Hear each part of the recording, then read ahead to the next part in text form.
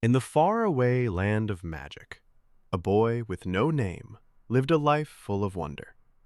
He had no identity, but felt no need for one. He simply was. The land of magic thrived on harmony, and its people lived free from boundaries.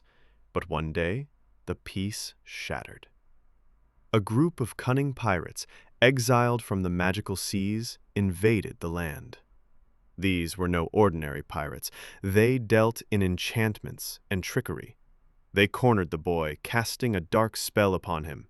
When the boy woke up, he was no longer in the land of magic.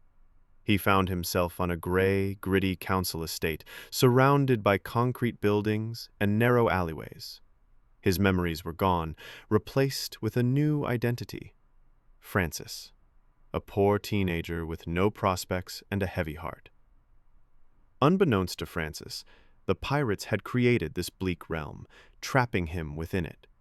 They roamed the council estate disguised as ordinary people, bus drivers, shopkeepers, and even neighbors. They kept a watchful eye on him, ensuring he never remembered who he truly was. Francis felt trapped. No matter how hard he tried to improve his life, to rise above his circumstances, something always held him back.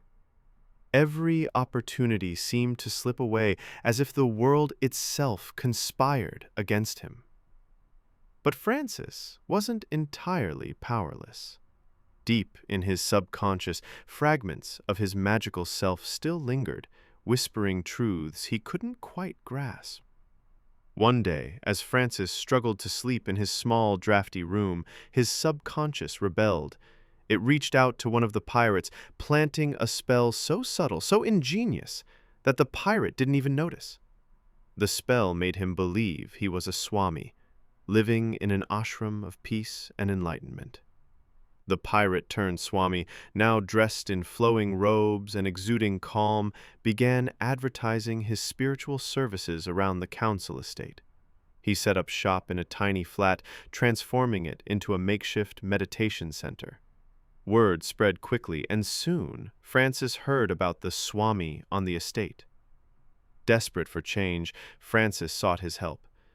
The Swami welcomed Francis, inviting him to sit on a threadbare carpet. He closed his eyes, meditated deeply, and began to see visions of Francis's true self.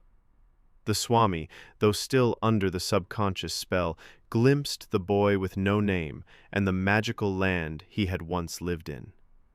"Francis," the Swami said after hours of meditation, "you are not who you think you are.